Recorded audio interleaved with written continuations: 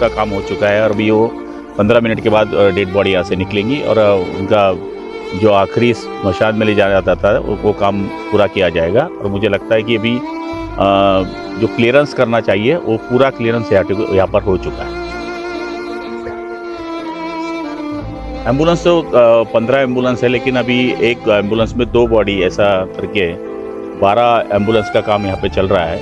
और मुझे लगता है कि सब डेड बॉडी यहाँ रख चुकी है और थोड़े देर में अपने घर तरफ जाएंगे। जख्मी अभी वहाँ पर अस्पताल में दाखिल है। एक की सीरियस तबीयत है, आईसीयू में है, और बाकी इंजर्ड होने की वजह से वहाँ पर दाखिल है। उत्तर महाराष्ट्र में ये पहला हादसा हो सकता है कि जरूर हो, आप जो कह रहे हैं सही बात है। उत्तर महाराष्ट्र में ये पहला हादसा है और दिल हिलाने वाला ये हादसा है। एक मिसिंग की घटना है, एक 22 साल की बच्ची जो है वो मिसिंग है, उसका अभी तक तलाश जारी है। सारी डेड बॉडी एक साथ एक गाड़ी में 2 डेड बॉडी है। देखो अलग अलग गांव के होने की वजह से गांव वालों ने सब तरफ से सुविधा की है।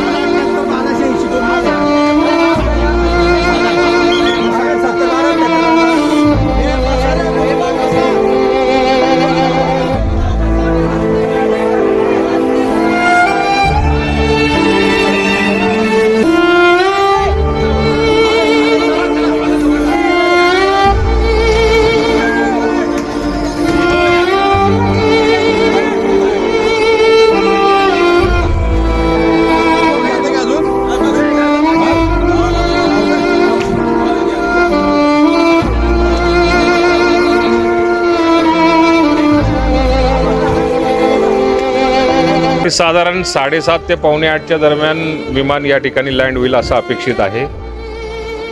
जळगाव जिल्ह्याचे मंत्री गिरीश भाऊ महाजन, मी आणि मंगेश चव्हाण आमदार आम्ही वरणगाव तळवेल या दोन्ही ठिकाणी ज्या लोकांच्या घरी दुःखद घटना झालेली तिथं भेट देऊन आलेलो आहे।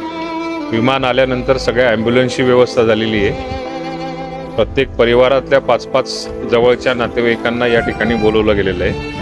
एकदा मृत व्यक्तींची ओळख पटल्यानंतर त्या नातेवाईकांच्या ताब्यात या ठिकाणून मृतदेह दिला जाईल आणि ज्या गावाला हे अंत्यविधी होईल त्या ठिकाणी स्मशानभूमी, तिथली व्यवस्था, या सगळ्या गोष्टींचा आम्ही पाहणी करून आलेलो आहे. आता आल्यानंतर बॉडी जी असेल ती प्रत्येक नातेवाईकांना दिली जाईल.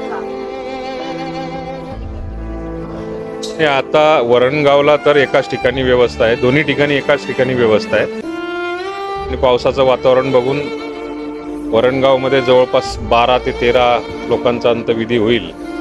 त्या ठिकाणी 4 शेड जे आहेत ते 4 शेड अंत्यविधीसाठी दिसले, पण दिवसात काल परवा सुद्धा काही आजही काही लोकांचा मृत्यू झाला. ॲडिशनल 10 हे जे पिंजरे जे असतात ते पिंजरे तयार केले गेलेले आहेत.